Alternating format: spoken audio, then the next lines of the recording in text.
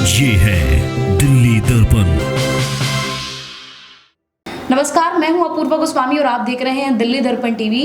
तो एसडीएम ज्योति मौर्य और आलोक मौर्य का जो चर्चा में विषय रोजाना बना रहता है, तो आज हमारे साथ इसी चर्चा पे बातचीत करने के लिए वरिष्ठ पत्रकार चरण सिंह राजपूत मौजूद हैं। तो सर, आपको क्या लगता है कि इस अब मामले में और क्या क्या होने वाला है? देखिए, अभी जो है ज्योति मौर्य का मामला देखा भी आपने, दिल्ली हाई कोर्ट ज्योति मौर्य पहुंची और उन्होंने जो उनसे संबंधित सामग्री, चाहे वो डिजिटल मीडिया पे हो, चाहे मीडिया पे हो, सोशल मीडिया पे हो, उन्होंने मांग की याचिका दायर करके दिल्ली हाई कोर्ट से कि वो सामग्री हटाई जाए और मेरी बिना अनुमति के कोई सामग्री जो है वो अपलोड न की जाए। दरअसल ज्योति मौर्य को एक आशंका ये है कि ज्योति मौर्य का जो देवर है, उसने ज्योति मौर्य ने आरोप लगाया कि मेरे देवर ने और मेरे पति ने मेरा व्हाट्सएप हैक करके मेरे प्राइवेट फ़ोटो जो हैं वो ले लिए हैं, और उन्हें आशंका है कि ज्योति मौर्य को कुछ मेरी प्राइवेट फ़ोटो वीडियो जो हैं वो वायरल कर सकते हैं ज्योति मौर्य का देवर और आलोक मौर्य जो उनका पति है।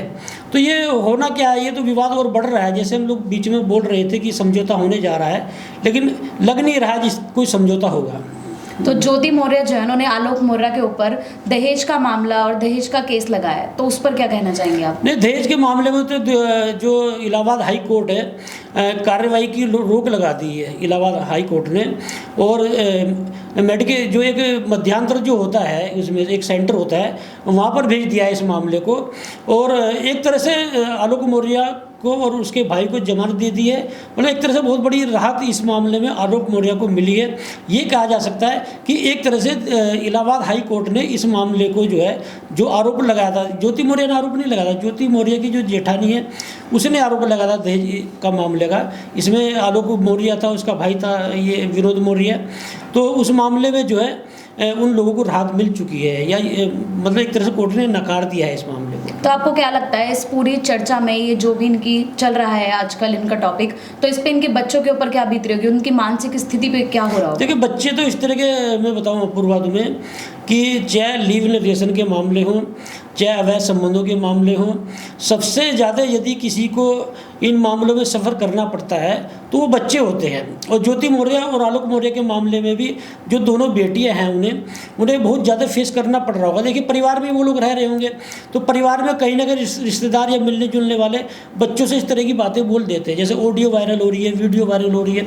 ये भी हो सकता है कि बच्चे आजकल जो है सब मोबाइल रखते हैं, उन्होंने भी इस तरह की ऑडियो वीडियो जो उन तक पहुँची हो, तो मानसिक प्रताड़ना से एक तरह से वो बच्चियाँ जो हैं दोनों गुजर रही होंगी।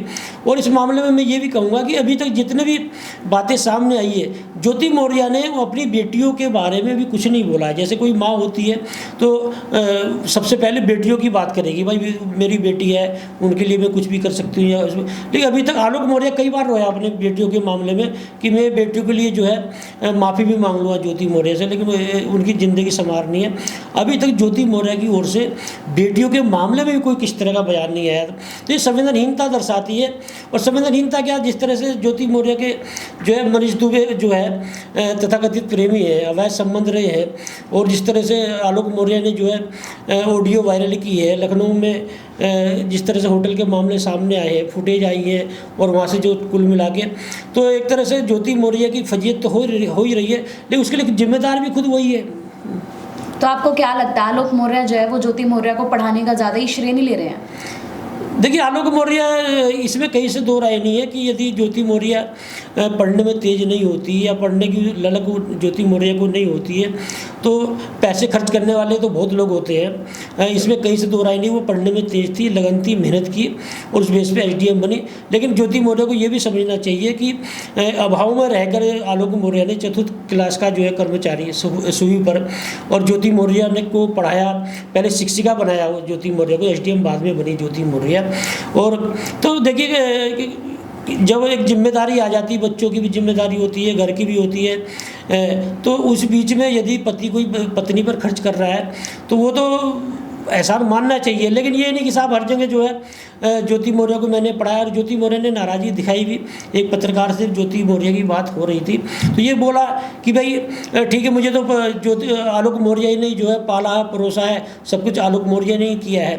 तो इसमें कहीं से दो राय नहीं, श्रेय तो ज़्यादा ले ही रहा है आलोक मौर्य, पर इसमें भी ये भी कहना पड़ेगा कि आलोक ज्योति मौर्य को उस परिवार का एहसान भी मानना चाहिए। तो अब आपको क्या लगता है कि आलोक मौर्य, ज्योति मौर्य और मनीष दुबे में किसकी ज़्यादा गलती है और किसकी कम गलती है? देखिए, इसमें टोटल गलती मैं मनीष दुबे की बताऊंगा, ज्योति मौर्य की भी इतनी बड़ी गलती नहीं बताऊंगा, क्योंकि ज्योति मौर्य ने अब तक जितनी भी आप ऑडियो देखेंगे या जिस तरह से बातें की है, अभी भी आलोक जी बोलती है।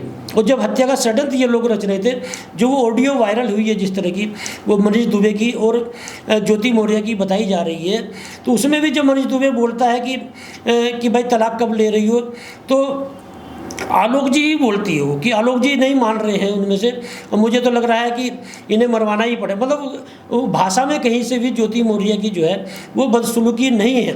और ऐसे मामले में मनीष दुबे का मामला एक अमरोहा का भी था। वहाँ पर अमरोहा में जो है जब ये पोस्टिंग था वहाँ पर, तो हम एक होमगार्ड थी वहाँ पर लड़की, उसे ये परेशान करता था और एक तरह से जो है उससे शारीरिक संबंध बनाना चाहता था। उसने आरोप भी लगाया अमरोहा का, और इसी मामले में ये गया है। इस पर कई इस तरह के मामले हैं, तभी सस्पेंशन हुआ है मनीष दुबे का। इसमें खलनायक की भूमिका जो है मनीष दुबे ने निभाई है। लेकिन ज्योति मौर्य जैसे एसडीएम जो है, पीसीएस अधिकारी है, इतना बड़ा विवेक ज्योति मौर्य के पास था कि भाई मेरी 2 बेटियां हैं, समाज है, घर है, परिवार है, रिश्तेदार है, मेरा पद है, मेरी पद की मर्यादा क्या होगी, मेरे घर के जो रीति रिवाज उनके क्या होंगे, जो संस्कार हैं उनके क्या होंगे, बच्चों का क्या होगा, उस और ज्योति मौर्य ने जो है ध्यान नहीं दिया। और उसी का खामियाजा आज जो है ज्योति मौर्य को उठाना पड़ रहा है। जिस तरह की ऑडियो वायरल हो रही है, वीडियो वायरल हो रही है, तो एक महिला के लिए निश्चित रूप से शर्मनाक स्थिति तो है ही इस तरह की।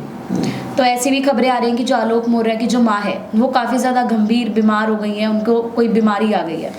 देखिए अपूर्वा, जब इस तरह के मामले होते हैं, चाहे वो आलोक मौर्य हो या ज्योति मौर्य की माँ हो या इस तरह की माँ, जब किसी महिला का बेटा जो है उसकी पत्नी के अवैध संबंध हो और उसकी पत्नी जो है उसकी हत्या का षड्यंत्र का आरोप, वो जो है षड्यंत्र रच रही हो हत्या का अपने तथाकथित प्रेमी के साथ में, तो निश्चित रोज़ ऑडियो वायरल हो रही है, वीडियो वायरल हो रही है। उसमें उसकी आलोक मौर्य की माँ ने भी देखी होगी, क्योंकि बच्चे दिखा देते हैं आजकल, नहीं भी होते, देवते हैं, पोते हैं और जो पड़ोस के बच्चे होते हैं। तो निश्चित रूप से वो मानसिक प्रताड़ना से जो गुजर रही थी आलोक मौर्य की माँ, और जो घर परिवार बर्बाद होता है, घर के परिवार के रिश्तेदार जो है ताने मारते हैं, तो गांव का जो परिवेश है, मैं बताऊं अपूर्वा तुम्हें, बड़ा इज्जत का परिवेश होता है और वो बड़ा सम्मानित परिवार है वहाँ का। आलोक मौर्य के जो पिताजी हैं वो शिक्षक हैं, और आलोक मौर्य के पिताजी ने जो बढ़ावा दिया ज्योति मौर्य को पढ़ाने का, तो एक सम्मानित परिवार में इस तरह की जो परिस्थितियाँ पैदा हो जाती है। और खबर ये आ रही है कि बहुत गंभीर है आलोक मौर्य की माताजी जो हैं, और हो सकता है कि जल्दी कोई ऐसी बुरी खबर सुनने को मिल जाए, भगवान ऐसा ना करे।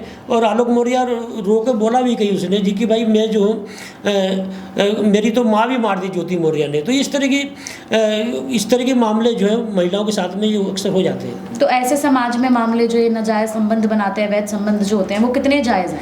देखिए, अवैध संबंध तो उसका अवैध है, जायज़ उसे नहीं ठहराया जा सकता है। हालांकि सुप्रीम कोर्ट ने भी जो अभी एक आदेश पारित किया था, लेकिन सुप्रीम कोर्ट के खिलाफ हम लोग बोल नहीं सकते। लेकिन सामाजिक स्तर से हमारे जो भारतीय संस्कार रहे हैं, हमारी जो संस्कृति रही है, हमारे जो रीति रिवाज रहे हैं, उस हिसाब से वो मुझे जो बड़ा अजीब आदेश लगा सुप्रीम कोर्ट का कि भाई वयस्क जो है पुरुष महिला जो है वो अपने हिसाब से संबंध जो है वो बनाना चाहे तो बना भी सकती है। उसमें यदि विवाहिता है तब भी बना सकती है, उसके पति को कहीं दिक्कत है वो तलाक ले सकता है।